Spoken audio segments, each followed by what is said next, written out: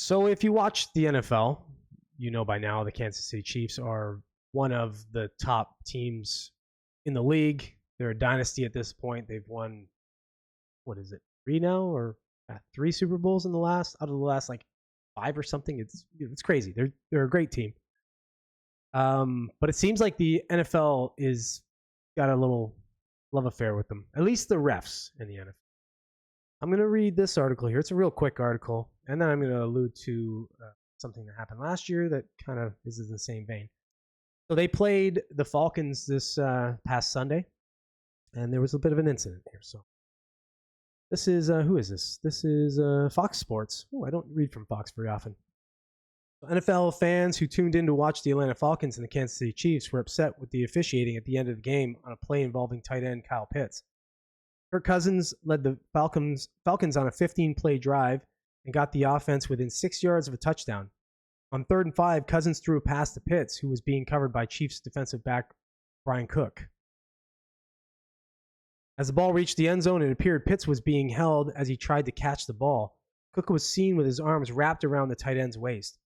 Pitts could not catch the ball. No penalty was called. On the next play, Cousins threw an incomplete pass to Drake London. Falcons turned the ball over on downs. Atlanta had another possession and got the ball to the Chiefs' 13-yard line and turned the ball over on downs as well. So fans pointed to the Pitts play as the cause of their pain. So let me see here. Play it here. I think it plays it here. See if this plays it. Okay, guys, take it away. Of course, it's first going to play an ad. Apologize for the ad. Skip that. I'm very excited for these predictions. Are you? Very excited about Okay. it. Yeah, because we can show them an unconventional one seed, and I do not think they are. This is the wrong video. And it's going Wrong video. right out the window. Okay, I think I can play it from this one right here. Well, you knew it was going to come. Here comes Here it six is. of them right down the middle. Watch this play. Anything you know Here he is, about right there. Spagnuolo is Oh. that was a lot Watch of this hug. time, wasn't it? If he's looking for a hug, that's not too much, but right here. He's not looking at the ball. He's hugging him. That's pass interference all day. You can't do that. Heads Can't be not looking. around and didn't have a chance. Can't put your hands up. You can't not look. You got to be making a play at the ball. So it's clearly a pass interference, whether they missed it or not. It's whatever. You know, penalties get missed all the time. The weird thing about the Chiefs, they seem to get missed a lot in key moments in games. This is not so much a key game, but a decently key game. I mean, they drop the 2-1 and they lose this game. They're at 3-0. 3-0 they win it. Here's last year. So this was what happened last year. I don't know if you remember this. If you are a Chiefs fan, you probably are, or actually not a Chiefs fan, or you're just a football fan, you might remember this. So Chiefs defensive back L'Jarius Sneed removed his helmet when arguing a call with an official on Sunday against the Vikings, which ordinarily draws a penalty flag. The officials told Sneed to put his helmet back on, but didn't flag him.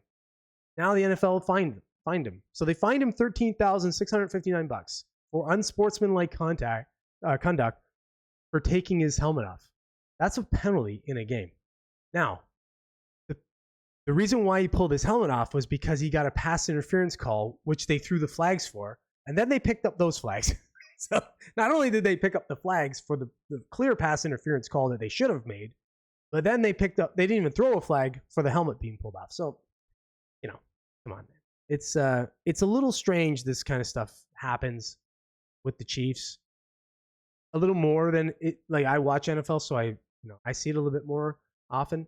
Obviously, you see it with other teams and stuff too, but it just so happens that the Chiefs seem to get a lot of these kinds of calls or non-calls that go their way, and they're kind of deciding factors for these games. So I don't know if you think it's a conspiracy theory to say that, or if the NFL is actually, they've taken this team as their little sweetheart team, their little dynasty, and that's what they're trying to sell.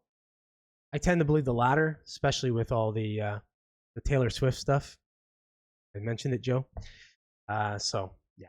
Let me know what you think in the comments.